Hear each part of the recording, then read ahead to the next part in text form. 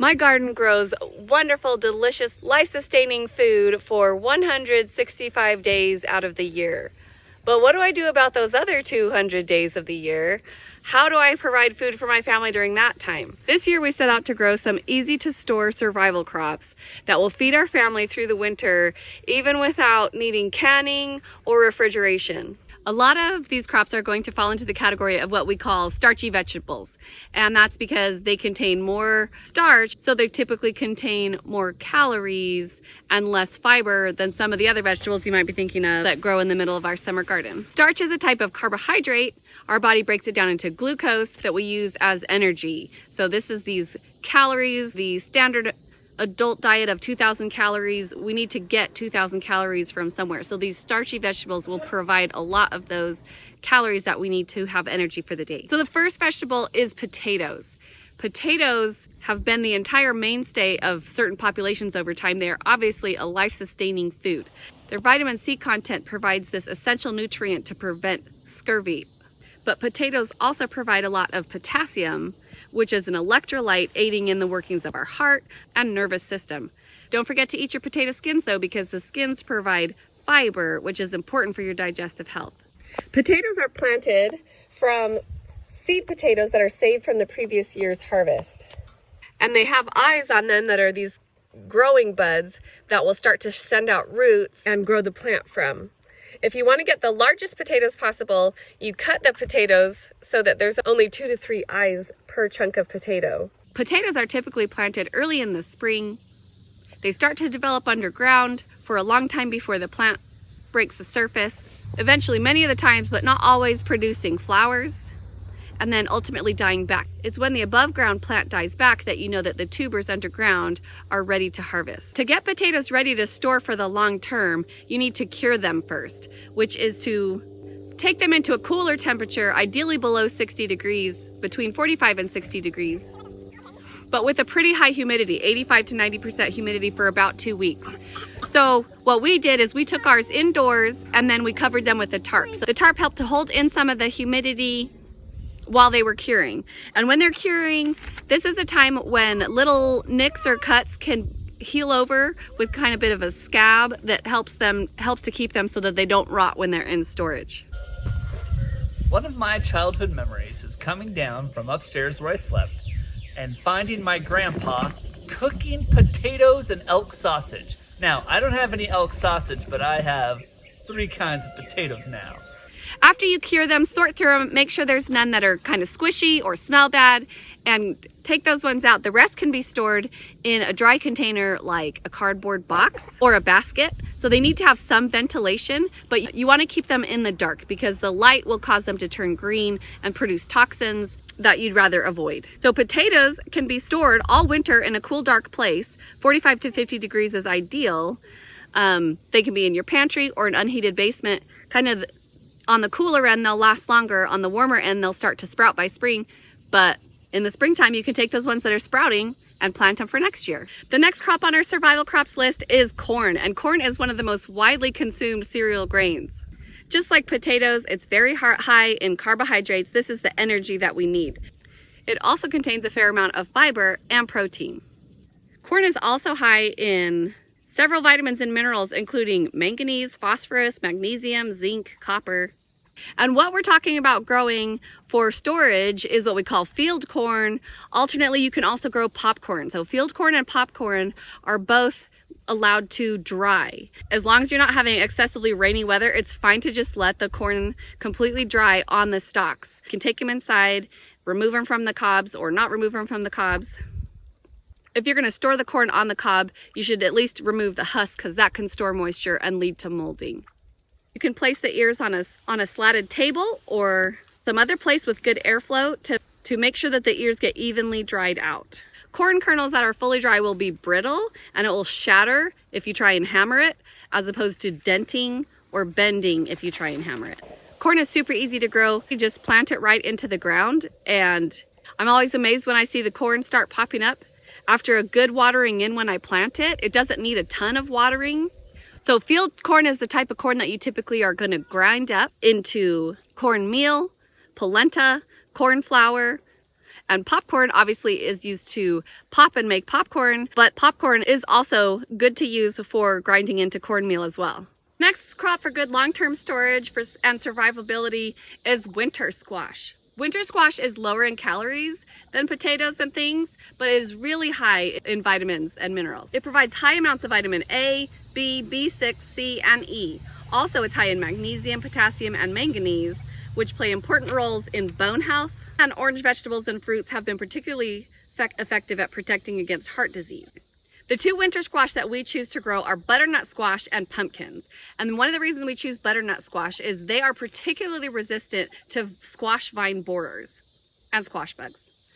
We have a lot of trouble with squash pests in our area of the country, and the butternut squash hold up a lot better. My zucchini just kicked the bucket like this last week. It was doing good, it was beautiful. I saw a couple squash bugs and then it was over. This one is still going strong.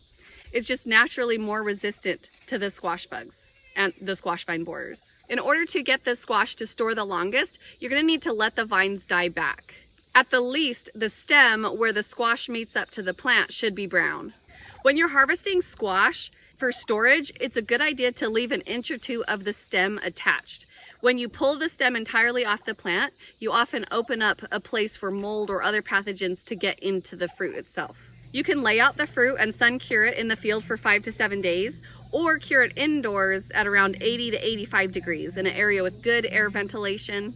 And then ultimately you'll store them at about 50 degrees in a dark place. Next on our list is pumpkin, which pumpkins are actually higher in calories than butternut squash and higher in fat. And fat is a necessary macronutrient that we need to have a part of our diets.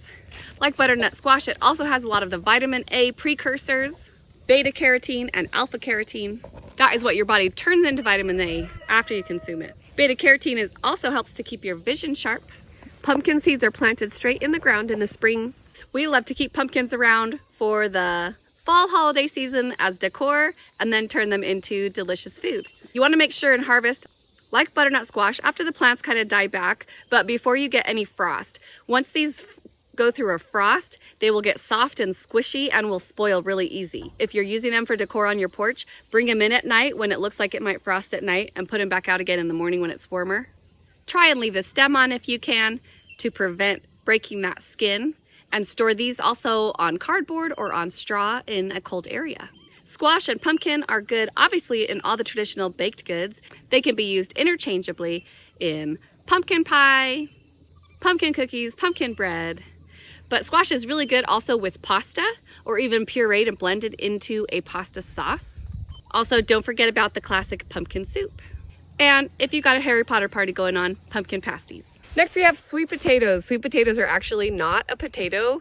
They're their own kind of tuber. Sweet potatoes are high in beta carotene and antioxidant. They are high in fiber, very filling and sweet and delicious. They can be eaten in a lot of ways, baked, steamed, fried, so they're very useful. The growing form of sweet potatoes is really very interesting.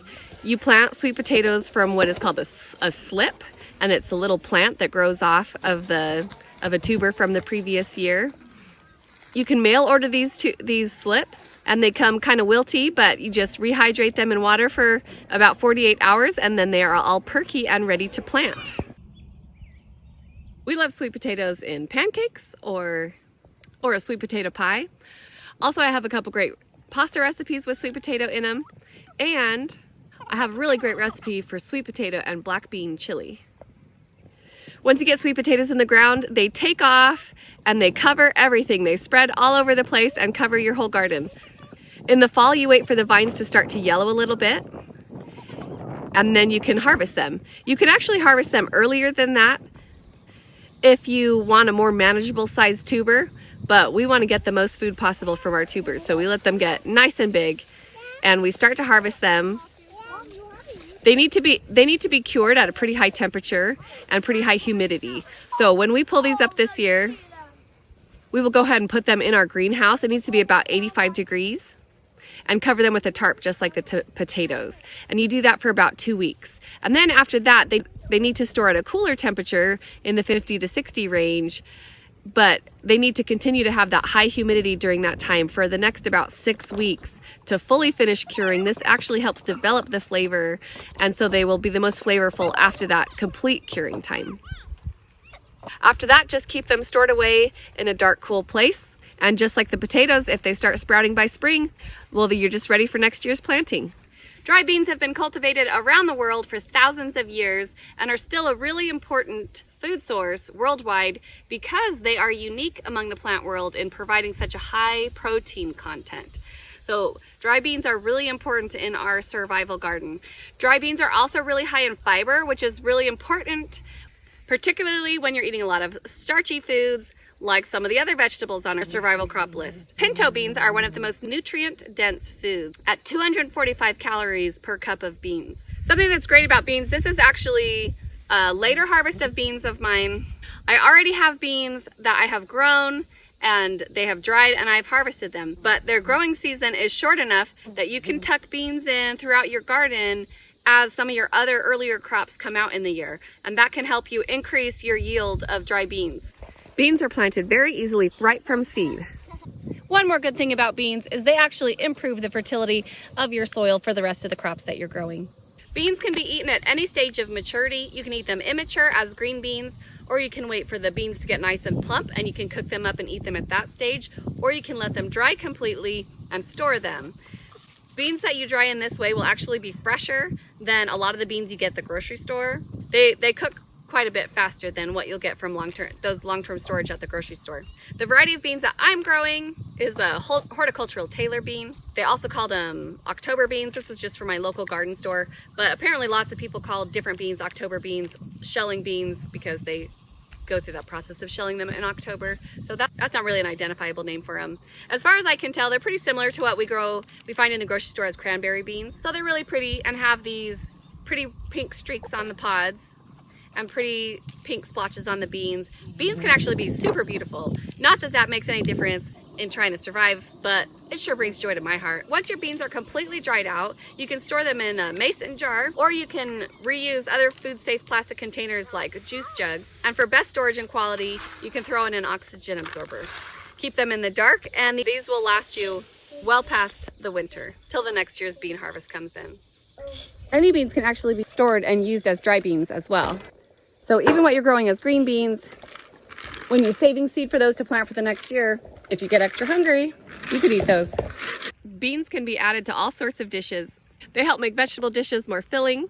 My third most watched video of this last year was my ham bone beans recipe. So click right here to check it out.